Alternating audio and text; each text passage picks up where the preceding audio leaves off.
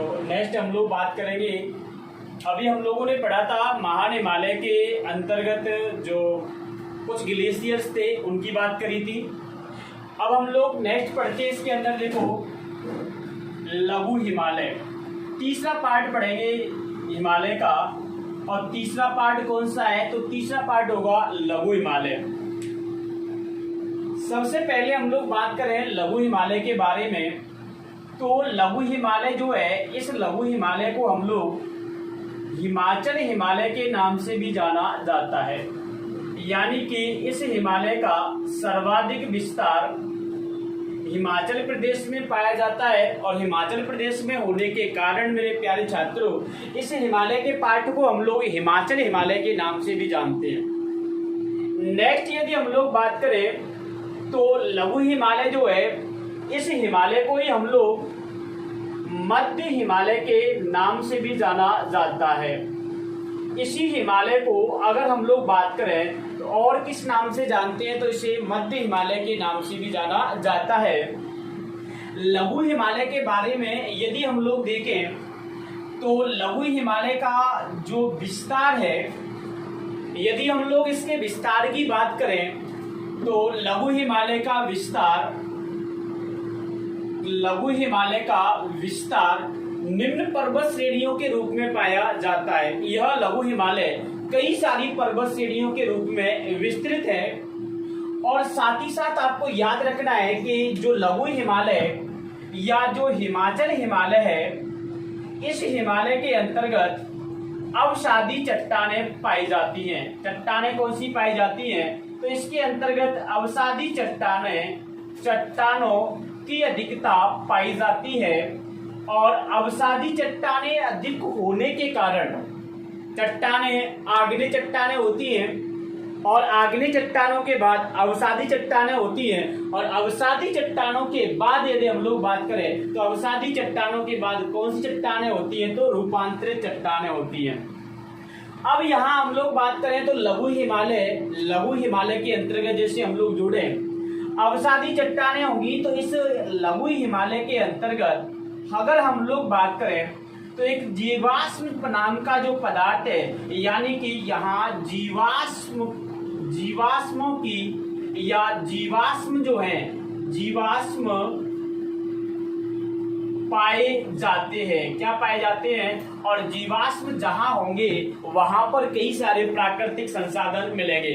इसलिए आपने पढ़ा होगा कि जम्मू कश्मीर के अंतर्गत जो लघु हिमालय का पार्ट है उसमें एंथ्रेसाइट नाम का कोयला पाया जाता है। कौन सा कोयला पाया जाता है? एंथ्रेसाइट नाम का कोयला पाया जाता है।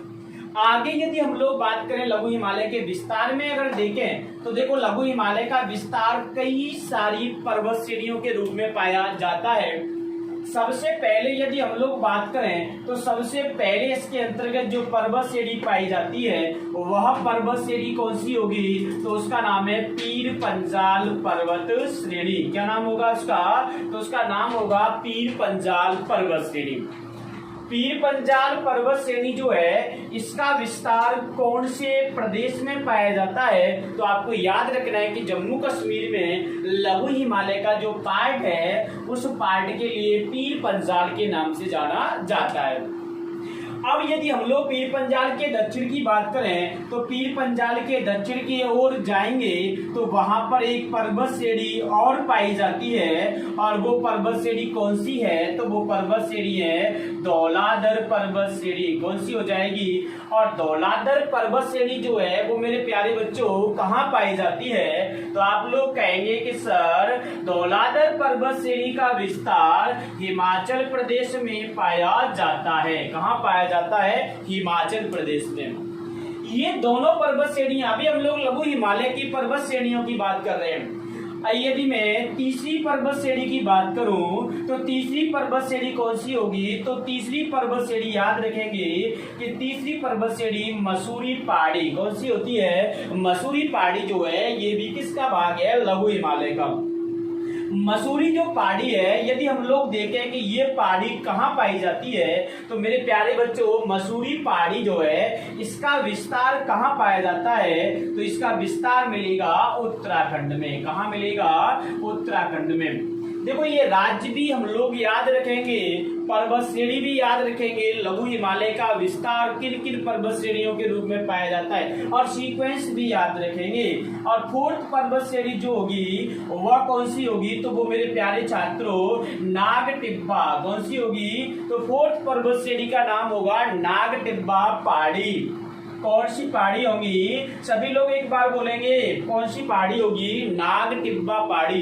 सबसे पहली कौन सी थी, पीर पंजाल पर्वत श्रेणी। कौन से प्रदेश में, तो आपका आंसर होगा जम्मू कश्मीर केंद्र शासित प्रदेश में। अगली पर्वत श्रेणी धौलाधर पर्वत श्रेणी, सभी बोलेंगे कौन सी है, धौलाधर पर्वत श्रेणी। कहां पर है, हिमाचल प्रदेश में। अगली हम लोग बात करें मसूरी पहाड़ियां, ये भी कहां पर है, उत्तराखंड में। नागटिब्बा पहाड़ी, अरे नागटिब्बा पहाड़ी भी कहां पर है, तो आपका आंसर होगा कि सर ये पहाड़ी भी हम लोगों ने कहां पढ़ी है, उत्तराखंड में। कहां पढ़ी है, उत्तराखंड में। लास्ट अगर हम लोग बात करें कि पांचवी पहाड़ी कौन सी है, तो पांचवी पहाड़ी का नाम याद रखेंगे। पांचवी पहाड़ी कौन सी होगी, तो पांचवी पहाड़ी है महाभारत पर्वत श्रेणी। कौन सी हो जाएगी, तो पांचवी श्रेणी हो जाएगी महाभारत पर्वत श्रेणी। और जैसा कि महाभारत पर्वत श्रेणी का विस्तार, तो आपको याद रखना है कि ये पर्वत श्रेणी नेपाल में पाई जाती है। तो यदि हम लोग विस्तार की बात करें तो लघु हिमालय का विस्तार 5 पर्वत श्रेणियों के रूप में पाया जाता है। लघु हिमालय का यदि हम लोग बात करें, आपसे सवाल साधारण सा पूछ सकता है कि लघु हिमालय का निर्माण कब हुआ था, तो लघु हिमालय का निर्माण अगर कब हुआ, तो आपका आंसर होगा लघु हिमालय का निर्माण मायोसीन काल में हुआ था। कब हुआ था, सेनोजोइक के या टर्सरी काल के मायोसीन काल में इसका निर्माण हुआ। लगभग 5.5 करोड़ वर्ष पूर्व की ये बात है। लगभग 5.5 करोड़ वर्ष पूर्व मायोसीन काल में। और किसका निर्माण हुआ था, लघु हिमालय का निर्माण हुआ। किसका निर्माण हुआ, लघु हिमालय का। तो लघु हिमालय को ही हिमाचल हिमालय कहते हैं, लघु हिमालय को ही मध्य हिमालय कहते हैं। और लघु हिमालय के विस्तार की बात करें तो यहाँ पीर पंजाल पर्वत श्रेणी के रूप में जम्मू कश्मीर में जाना जाता है, धौलाधर पर्वत श्रेणी के रूप में हिमाचल प्रदेश में जाना जाता है, मसूरी पहाड़ियों के रूप में उत्तराखंड में, नागटिब्बा के नाम से उत्तराखंड में, और महाभारती के नाम से नेपाल में जाना जाता है। तो ये सभी पर्वत श्रेणियों के रूप में लघु हिमालय का विस्तार पाया जाता है। यदि हम लोग बात करें लघु हिमालय की इन पर्वत श्रेणियों में, तो जैसा कि पीर पंजाल पर्वत श्रेणी के बारे में देखें, तो ये पर्वत श्रेणी लघु हिमालय की सबसे बड़ी और प्रमुख पर्वत श्रेणी है। ये पर्वत श्रेणी लघु हिमालय में पाई जाने वाली सबसे बड़ी और प्रमुख पर्वत श्रेणी है। कौन सी, पीर पंजाल पर्वत श्रेणी। इसके बाद हम लोग नेक्स्ट बात करेंगे, देखो लघु हिमालय के अंतर्गत पाए जाने वाले प्रमुख दर्रे। तब तक के लिए आप लोग इसका स्क्रीनशॉट ले लें सभी छात्र, और लिखने वाले साथ ही साथ लिख भी लिया करो।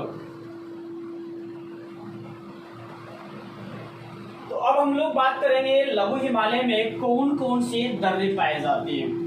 अब देखो लघु हिमालय में दर्रे की बात करेंगे तो दर्रे कौन कौन से हैं, और यहाँ हम लोग एक बार जैसे कि कमेंट करके आप लोग बताएंगे कि पिछली क्लास में हम लोगों ने जो महान हिमालय पढ़ा था, उस महान हिमालय की सबसे ऊंची चोटी कौन सी थी। सभी लोग कमेंट करके बताएंगे कि महान हिमालय की सबसे ऊंची चोटी कौन सी है।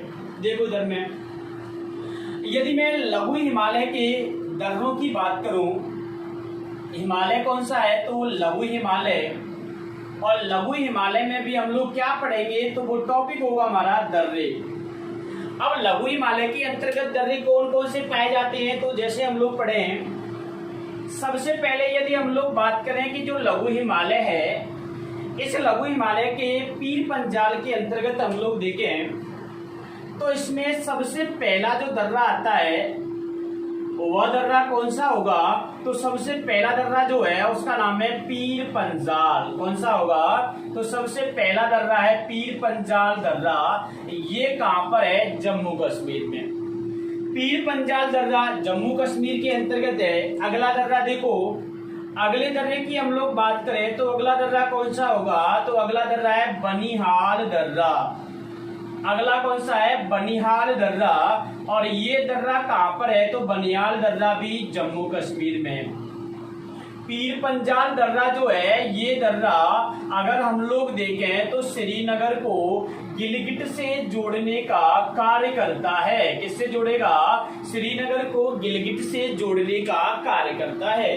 अब अगर हम लोग बनिहाल दर्रे की बात करें तो देखेंगे बनिहाल दर्रा जो है ये किस किस को जोड़ता है, तो आंसर होगा कि श्रीनगर को, या ऐसे लिखें बनिहाल दर्रा जम्मू को किसको जोड़ेगा? जम्मू को श्रीनगर से जोड़ता है। किससे जोड़ेगा? तो जम्मू को श्रीनगर से जोड़ता है। अब ये जम्मू को श्रीनगर से जोड़ता है, तो यदि हम लोग बात करें मेरे प्यारे छात्रों कि जम्मू से श्रीनगर के लिए जो मार्ग गुजरता है वह मार्ग भी बनिहाल दर्रे में होगा। जब बनिहाल दर्रे में होगा तो मेरे प्यारे छात्रों यहाँ से NH1 राष्ट्रीय राजमार्ग 1 का ए गुजरता है, और जब राष्ट्रीय राजमार्ग 1 का ए गुजरता है तो जब इसका नाम आ गया तो थोड़ी सी हम लोग बात कर लें। पहला सवाल तो यही याद रखना है कि NH1 का ए किस दर्रे से होकर गुजरता है, आपका आंसर होगा बनिहाल दर्रे से। राष्ट्रीय राजमार्ग 1 का ए किससे गुजर रहा है, तो आंसर होगा बनिहाल दर्रे से। आगे यदि हम लोग बात करें वर्तमान में इसे NH44 में शामिल कर दिया गया है। NH44 जो है ये कहां से कहां तक जाएगा, तो NH44 कहां तक जाता है, तो ये श्रीनगर से कहां से स्टार्ट होगा? श्रीनगर से कहां तक जाएगा? कन्याकुमारी। कहां तक जाता है? जम्मू कश्मीर से तमिलनाडु के मध्य। अब NH44 की यहाँ लंबाई भी देख लें तो 3745 किलोमीटर ये क्या है? लंबा है। तो NH1 का ये पूछ सकता है NH1 का ये किस दर्रे से गुजरता है? बनिहाल दर्रे से। यदि ये नहीं देगा तो ये पूछ सकता है NH44 जम्मू कश्मीर में किस दर्रे से होकर के गुजरता है, तब भी आंसर होगा बनिहाल दर्रा। और क्या है देखो, बनिहाल दर्रे के अंतर्गत ही आपको याद रखना है कि एक सुरंग है और उस सुरंग का नाम है जवाहर सुरंग। कौन सी सुरंग है? जवाहर सुरंग। तो जवाहर सुरंग किस दर्रे में है? बनिहाल दर्रे में। जवाहर सुरंग को दिसंबर 1956 में उस समय के भारतीय प्रधानमंत्री पंडित जवाहरलाल नेहरू के द्वारा इसका क्या किया गया था? उद्घाटन। क्या किया गया? तो आपसे सवाल अगर पूछता है कि जवाहर सुरंग का शुभारंभ या उद्घाटन कब किया गया, तो आपका आंसर होगा दिसंबर 1956। किसके द्वारा किया गया? पंडित जवाहरलाल नेहरू, और इन्हीं के नाम पर इसे क्या नाम दिया गया? जवाहर सुरंग। यह सुरंग लगभग 10 किलोमीटर क्या है? लंबी है। तो बनिहाल दर्रे में एक तो आपको NH1 का ये याद रखना है, जम्मू को श्रीनगर से जोड़ता है। अगला जवाहर सुरंग आपको याद रखनी है। इसके बाद देखो और कौन सा दर्रा है, तो अगला दर्रा हमको याद रखना है कि अगला दर्रा है रोहतांग दर्रा। कौन सा होगा? अब ये रोहतांग दर्रा कौन से राज्य में है, तो आंसर होगा ये तो हिमाचल प्रदेश में। अब ये हिमाचल प्रदेश में, तो रोहतांग दर्रे के बारे में क्या याद रखना है? देखो रोहतांग दर्रा जो है, इस दर्रे से पहला सवाल तो ये याद रखना है कि रावी नदी का उद्गम होता है। किस नदी का उद्गम होगा? तो इस रोहतांग दर्रे से रावी नदी का उद्गम होता है। और अगला सवाल याद रखना है कि रोहतांग दर्रे में अटल सुरंग, कौन सी सुरंग? अटल सुरंग स्थित है। बस आपको ये 2 पॉइंट रोहतांग दर्रे पर याद रखने हैं कि रावी नदी का उद्गम होता है, अटल सुरंग इस दर्रे में स्थित है। इसके बाद देखो अगला दर्रा, एक और दर्रे यहाँ पे पढ़ लेते हैं हम लोग, और वो दर्रा कौन सा है? तो वो दर्रा है आपका सिपकीला। कौन सा दर्रा है? सिपकीला दर्रा। और मेरे प्यारे बच्चों ये सिपकीला भी कहाँ पर है? तो आंसर होगा हिमाचल प्रदेश में। सिपकीला दर्रे से अगर हम लोग बात करें तो ये दर्रा हिमाचल को किससे जोड़ेगा? तो ये हिमाचल को तिब्बत से, किससे जोड़ता है? हिमाचल को तिब्बत से जोड़ता है। अगला सवाल याद रखना है, इस दर्रे से सतलज नदी, कौन सी नदी? सतलज नदी भारत में प्रवेश करती है। तो ये लघु हिमालय के अंतर्गत कुछ दर्रे थे। सबसे पहला दर्रा पड़ा पीर पंजाल दर्रा, श्रीनगर को गिलगिट से जोड़ता है। अगला पढ़ा बनिहाल दर्रा, जम्मू कश्मीर, जम्मू को श्रीनगर से जोड़ता है, जम्मू श्रीनगर राजमार्ग गुजरता है। राजमार्ग कौन सा है मेरे प्यारे छात्रों? NH1 का ये। NH1 के को वर्तमान में किस में शामिल कर दिया गया है? आंसर होगा NH44। NH44 कहां से कहां तक जाता है? श्रीनगर से कन्याकुमारी। कितनी लंबाई है? 3745 किलोमीटर। इसके बाद जवाहर सुरंग किस दर्रे में है? बनिहाल दर्रे में। इसका उद्घाटन किसके द्वारा किया गया? पंडित जवाहरलाल नेहरू के द्वारा। कब किया गया? दिसंबर 1956 में। जिनके नाम पर इसे क्या नाम दिया गया? जवाहर सुरंग नाम दिया गया। अगला कौन सा होगा? रोहतांग दर्रा। ये भी कहां पर है? हिमाचल प्रदेश में। इसमें से कौन सी नदी निकलेगी? रावी नदी।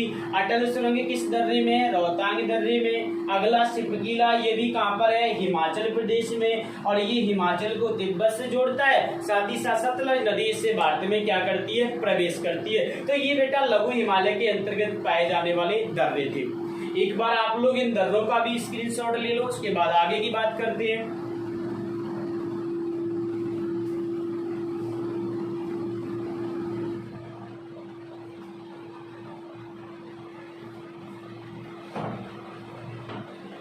हाँ, तो अब हम लोग आगे की बात करेंगे। देखो आगे क्या देखेंगे, तो अब हम लोग लघु हिमालय में नेक्स्ट देखते हैं कि लघु हिमालय के अंतर्गत जैसे हम लोग बात करेंगे, इसके अंतर्गत कुछ घास के प्रमुख मैदान भी पाए जाते हैं। और ये घास के प्रमुख जो मैदान है ये कौन कौन से हैं?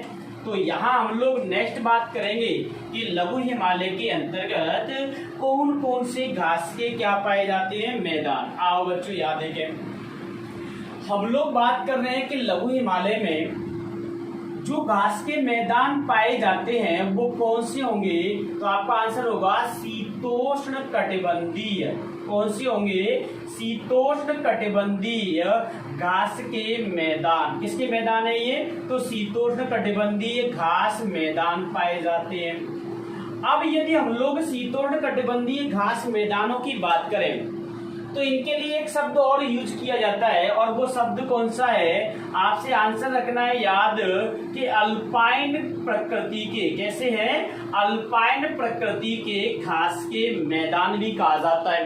अल्पाइन एक विशेष प्रकार की वनस्पति है, घास के मैदान है, तो अल्पाइन प्रकृति के घास के मैदान भी पाए जाते हैं। इन घास के मैदानों को दो भागों में डिवाइड किया जाता है। कैसे करेंगे? देखो, एक जो घास के मैदान है उन्हें मेरे प्यारे छात्रों मर्ग कहा जाता है, जबकि एक जो घास के मैदान है उनके लिए मेरे प्यारे छात्रों बुग्याल शब्द का यूज किया जाता है, या इसे प्यार के नाम से भी जाना जाता है। देखेंगे कहां कहां पर है।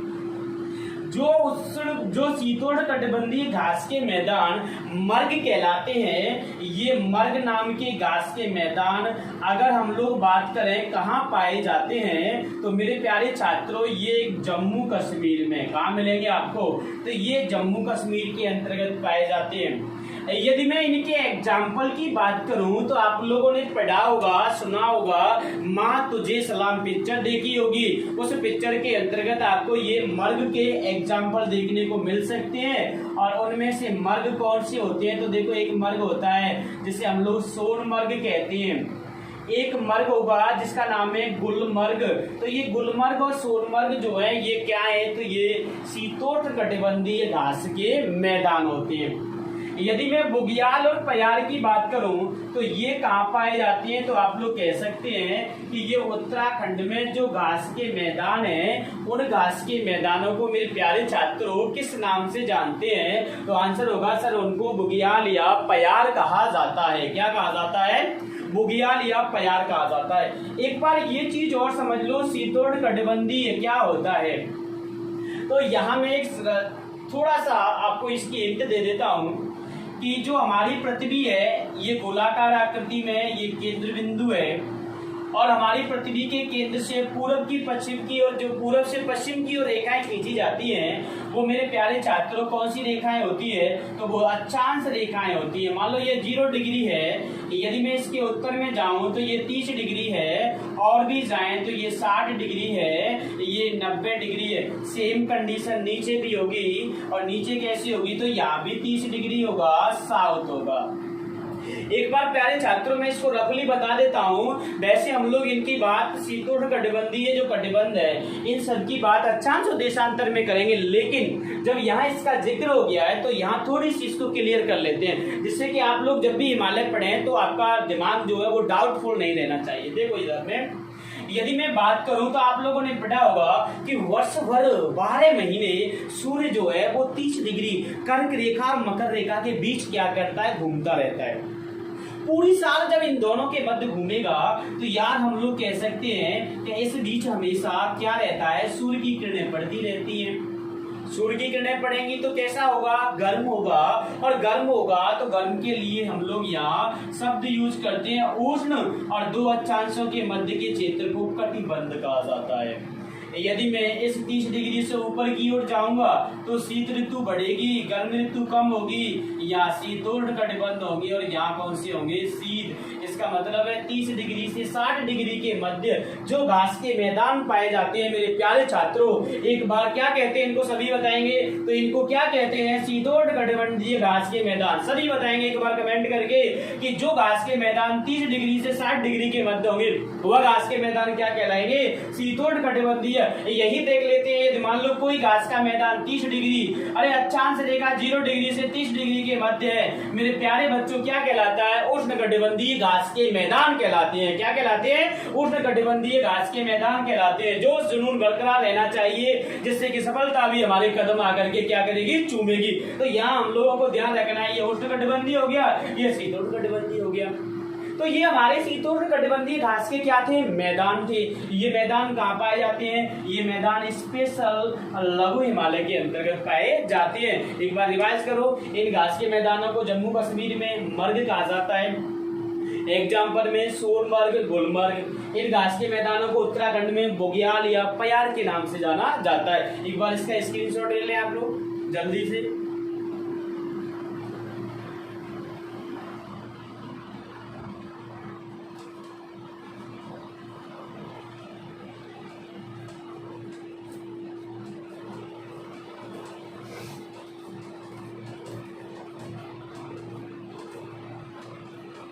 देखिए आप लोगों की अगर ये सारी चीज समझ में आ रही है तो एक बार सभी लोग कमेंट करके मुझे बता दिया करो कि सर समझ में आ रहा है, थंब कर दिया करें, जिससे कि मैं ये समझ लूँ कि जो भी स्टूडेंट जितने भी पढ़ रहे हैं उन सब की समझ में ही बेटर तरीके से। अगर किसी की समझ में नहीं आता है तो वो भी कमेंट करके बता सकते हैं, पूछ सकता है। वैसे मैं अपनी तरफ से पूरी कोशिश करता हूँ कि आप लोग इन चीज़ों को पढ़ने के बाद आपके दिमाग में डाउट नहीं रहना चाहिए। बाकी का आप लोग सभी थोड़ी सी हमारे चैनल की भी सहायता करें, इस चैनल को अधिक से अधिक शेयर करें, लाइक करें, सब्सक्राइब करें, या अपने जो ग्रुप हैं, अपने फ्रेंड्स हैं उनके लिए शेयर करें, क्योंकि ये जो सब्जेक्ट है वो अधिकांश स्टूडेंट के काम की होती है। क्योंकि जो भी कंपटीशन की तैयारी करते हैं उस कंपटीशन की तैयारी में ज्योग्राफी का रोल्स जो होता है वो अहम होता है। वर्तमान समय में देखा जाए तो कंपटीशन में जीके के अंतर्गत ज्योग्राफी और संविधान जो है, पॉलिटिकल साइंस के अंदर कॉन्स्टिट्यूशन और ज्योग्राफी जो है यहाँ से सवाल ज्यादा आते हैं। तो आप लोग इस वीडियो को अधिक से अधिक शेयर किया करें ग्रुपों के अंतर्गत, और अधिक से अधिक लोगों को इसमें लाइव जोड़ने की कोशिश किया करें। ये कार्य थोड़ा सा आप लोगों का है, और सभी लोग जितने लोग इसको लाइव देखते हैं वो सभी लोग इसको लाइक भी किया करो। और उसके बाद हम लोग बात करें, देखें यदि हम लोग बात करें लघु हिमालय के अंतर्गत अगली, तो देखो लघु हिमालय में अगला पॉइंट क्या होगा, यहाँ हम लोग देखें तो अब हम लोग देखते हैं लघु हिमालय के अंतर्गत पाई जाने वाली प्रमुख घाटी। किसकी बात करेंगे कि लघु हिमालय में मुख्य रूप से कौन कौन सी घाटियां पाई जाती हैं। प्रमुख घाटियों की बात कर लेते हैं, और देखो घाटियों में कौन कौन सी घाटियां पाई जाती है।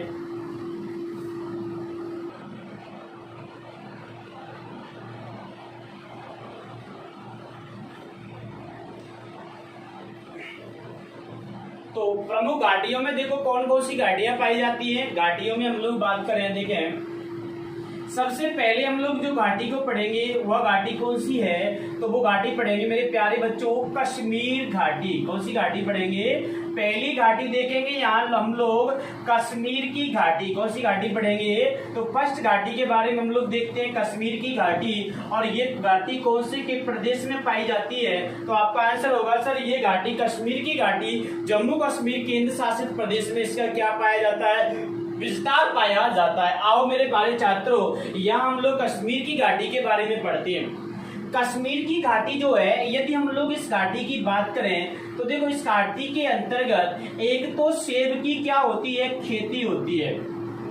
और मेरे प्यारे छात्रों यहाँ जो सेब होता है वह सेब कौन सा होता है? तो आंसर होगा यहाँ का जो सेब होगा वो मेरे प्यारे बच्चों शीतोष्ण कटिबंधीय फल होता है। कौन सा होता है? शीतोष्ण कटिबंधीय फल होता है।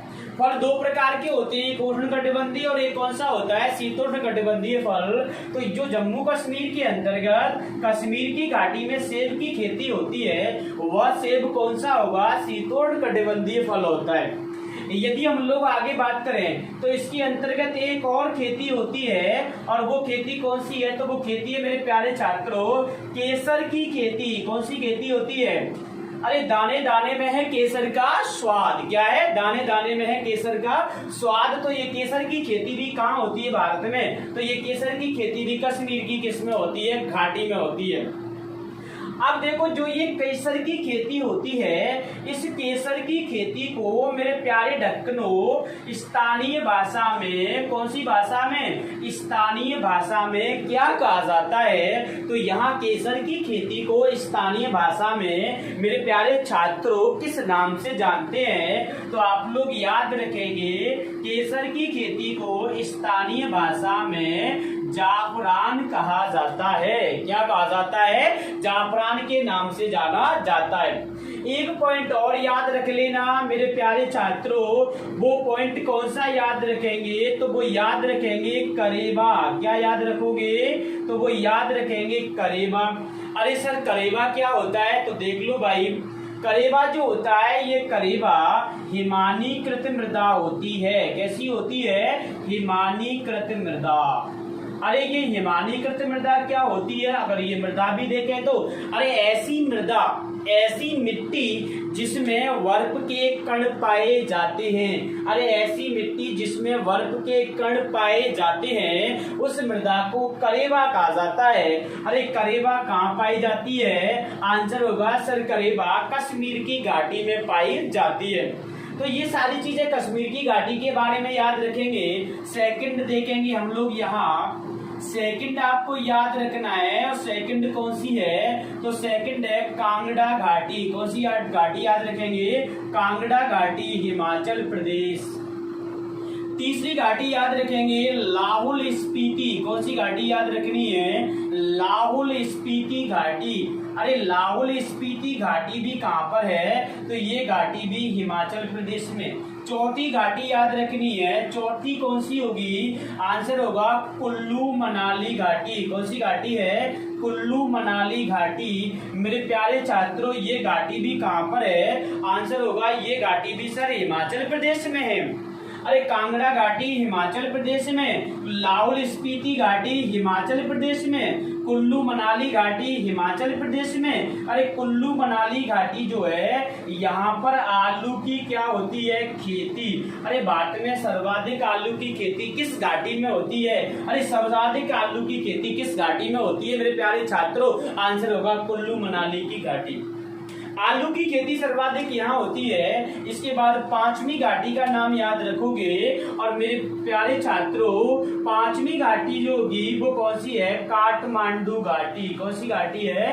काठमांडू घाटी। और ये घाटी कहाँ पर है? तो ये घाटी उत्तराखंड में नहीं होगी। अरे ये घाटी हिमाचल प्रदेश में नहीं होगी, ये घाटी नेपाल में है। कहाँ पर है? और आपने पढ़ा है कि नेपाल की राजधानी क्या है? काठमांडू। तो ये काठमांडू की घाटी नेपाल के अंतर्गत है। लघु हिमालय की घाटियों में कश्मीर घाटी जम्मू कश्मीर के अंतर्गत है। सेब की खेती होती है, शीतोष्ण कटिबंधीय सेब का फल होता है। इसके बाद केसर की खेती होती है। स्थानीय भाषा में मेरे छात्रों क्या कहलाती है? जाफरान कहलाती है। स्थानीय भाषा में केसर की खेती के लिए कौन सा शब्द यूज किया जाता है? आंसर होगा जाफरान शब्द का यूज होता है। आगे हम लोग बात करेंगे कश्मीर की घाटी में कौन सी विशेष प्रकार की मिट्टी पाई जाती है? आंसर होगा करेवा। अरे करेवा क्या होता है? हिमानीकृत मृदा होती है। अरे हिमानीकृत मृदा क्या होती है? ऐसी मिट्टी जिसमें बर्फ के कण पाए जाते हैं, बर्फ के टुकड़े पाए जाते हैं, उन्हें क्या कहते हैं? करेवा कहा जाता है, हिमानीकृत मृदा कहा जाता है। अगली घाटी कौन सी होगी? कांगड़ा घाटी। कौन से राज्य में भाई? कांगड़ा घाटी कौन से राज्य में? हिमाचल प्रदेश में। अगली घाटी कौन सी होगी? लाहौल स्पीति घाटी। अरे ये घाटी कौन से राज्य में होगी? हिमाचल प्रदेश में। इसके बाद कौन सी घाटी है? आंसर होगा सर कुल्लू मनाली घाटी। ये भी घाटी कौन से राज्य में होगी? हिमाचल प्रदेश में। अरे भारत में सर्वाधिक आलू की खेती कौन सी घाटी में होती है? आंसर होगा कुल्लू मनाली की घाटी में। इसके बाद काठमांडू की घाटी कौन से राज्य में या देश में? आंसर होगा नेपाल में। तो यहाँ ये लघु हिमालय में पाई जाने वाली प्रमुख घाटियों की बात करी, तो आप लोग एक बार इन घाटियों का भी स्क्रीनशॉट ले लो। उसके बाद नेक्स्ट हम लोग इसमें बात करेंगे।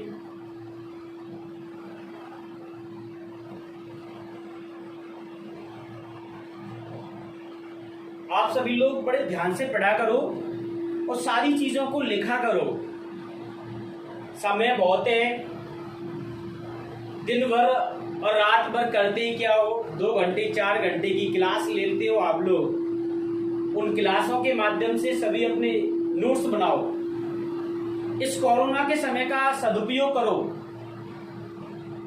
और एक अपने बेहतर नोट्स बना करके तैयारी करो। इस बीच में ये थिंकिंग नहीं रखनी है मेरे प्यारे छात्रों, जैसा कि मैं देख रहा हूं बहुत से स्टूडेंटों को कि सर एग्जाम होगा ही नहीं, तैयारी करें कि न करें। एक बात मैं यहाँ संदेश दे रहा हूं इस अपनी क्लास के माध्यम से कि बेटा इस समय पर सभी की तैयारी जो है वो छूट चुकी है, सभी अपने घरों को वापस लौट गए हैं। लेकिन जो स्टूडेंट इस बीच में अपने घर पर रह करके और अपनी पढ़ाई को निरंतर रखेगा वही इस कोरोना के बाद सफल होगा। आप ये सोच के बैठे हैं कि एग्जाम नहीं होगा, लेकिन होगा तो आज नहीं तो कल, अरे जून नहीं तो जुलाई और जुलाई नहीं तो अगस्त। अगर आप ये सोच करके ही तैयारी करेंगे कि एग्जाम की डेट आ जाए, कब एग्जाम हो रहे हैं तभी तैयारी करेंगे, तो ये जो समय निकल के जा रहा है ना, इस समय को दोबारा आप ला नहीं सकते हैं। और जिस छात्र ने जिस समय को सदुपयोग किया होगा, जो छात्र इस समय में बैठ करके पढ़ाई की होगी, वह छात्र मैं 120% कहता हूं कि जो छात्र नहीं पढ़ रहे होंगे उनसे बहुत आगे होगा, बहुत आगे होगा। और जब लॉकडाउन खुलेगा, कोरोना का जो भय है ये समाप्त होगा, एग्जाम होंगे, तो ऐसे बच्चे सफल होंगे। तो आप सभी से मेरा एक ही अनुरोध है कि सभी घर पर रह करके अपने टाइम को वेस्ट न करें, पढ़ाई करें बहुत अच्छे से। ऐसा समय कहाँ मिलता है? जब आप लोग पढ़ाई शुरू करेंगे तो कोचिंग की टेंशन, आने की टेंशन, जाने की टेंशन, घर की टेंशन, खाना बनाने की टेंशन। इस समय पर तो कोई टेंशन भी नहीं है, कोई कुछ नहीं कह रहा है। उस समय पर ये टेंशन रहेगी कि घर वाले का फोन आएगा तो ये कहेंगे कि बेटा सिलेक्शन हो रहा है कि नहीं हो रहा है। अब कोई टेंशन नहीं है, अब पढ़ाई करो, बहुत अच्छे से करो, सभी नोट्स बना करके पढ़ाई करो। मेरा आपसे सभी से यही अनुरोध है, समान रूप से सभी लोग बहुत अच्छे से पढ़ाई कर रहे होंगे और करेंगे भी। क्यों ना करें? जब सफलता लेनी है तो सफलता लेने का उद्देश्य नहीं है तो मत करो, कोई दिक्कत नहीं है। मेरा अनुरोध है, आपसे कोई आदेश नहीं है। अब हम लोग आगे देखो बात करेंगे। यदि हम लोग आगे बात करें लघु हिमालय के अंतर्गत, तो ये लघु हिमालय के अंतर्गत पाई जाने वाली कुछ प्रमुख घाटियां थी। यदि हम लोग इन घाटियों के बाद देखो और बात करें तो अगर घाटियों के बाद क्या देखेंगे, देखो घाटियों के बाद जो लघु हिमालय है, इस लघु हिमालय के और इसके बाद का जो हिमालय है उसका नाम क्या है? शिवालिक। तो लघु हिमालय और शिवालिक के मध्य, लघु हिमालय और शिवालिक के मध्य कुछ छोटी छोटी घाटियां पाई जाती हैं। इन दोनों के मध्य कुछ छोटी छोटी घाटी पाई जाती है और इन घाटियों के लिए यदि हम लोग देखें तो इन घाटियों को दो भागों में डिवाइड करते हैं। एक घाटी जो होगी वो कौन सी होगी, देखो यदि हम लोग बात करें इन घाटियों में तो एक तो पश्चिम की ओर घाटियां, एक तो किधर पश्चिम की ओर, और एक वो घाटियां जो कौन सी साइड में होंगी, वो घाटी जो किधर होंगी पूरब की ओर। जब हम लोग पश्चिम की ओर की घाटी की बात करेंगे तो पश्चिम में इन घाटियों के लिए दून शब्द का यूज होता है, और पूरब की ओर जब हम लोग बात करेंगे तो पूरब में इन घाटियों के लिए द्वार शब्द का यूज होता है।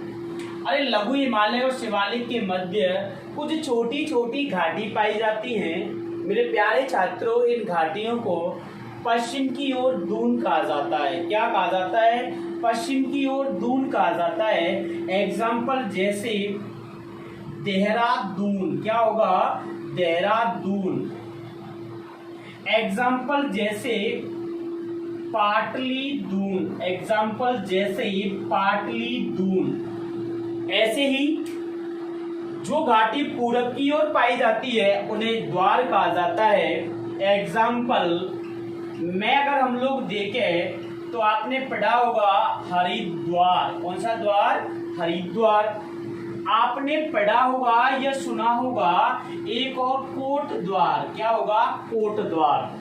तो जो छोटी छोटी घाटियां पश्चिम की ओर हैं उन्हें दून कहते हैं, पूरब की ओर है उन्हें क्या कहा जाता है? दून कहा जाता है। तो लघु हिमालय और शिवालिक के मध्य ये छोटी छोटी सी घाटियां भी पाई जाती हैं। इसके बाद देखो, अगर हम लोग बात करें मेरे प्यारे छात्रों, तो इसके बाद देखेंगे कि जो लघु हिमालय है, इस लघु हिमालय के अंतर्गत भारत के प्रमुख पर्यटन स्थल पाए जाते हैं। क्या पाए जाते हैं? तो इसके अंतर्गत बहुत सारे प्रमुख पर्यटन स्थल पाए जाते हैं। और यदि मेरे प्यारे छात्रों पर्यटन स्थलों की हम लोग बात करें तो कौन कौन से पर्यटन स्थल हैं देख लेंगे एक बार। जैसे अगर हम लोग बात करें कि लघु हिमालय के पर्यटन स्थलों में, तो आप लोगों ने सुना होगा जैसे जम्मू कश्मीर के अंतर्गत पहलगाम। पहलगाम कहाँ पर है? ये जम्मू कश्मीर। इसके बाद देखो कौन कौन से होंगे। आपने सुना होगा शिमला, आपने सुना होगा डलहौजी, आपने सुना होगा रानीखेत, आपने सुना होगा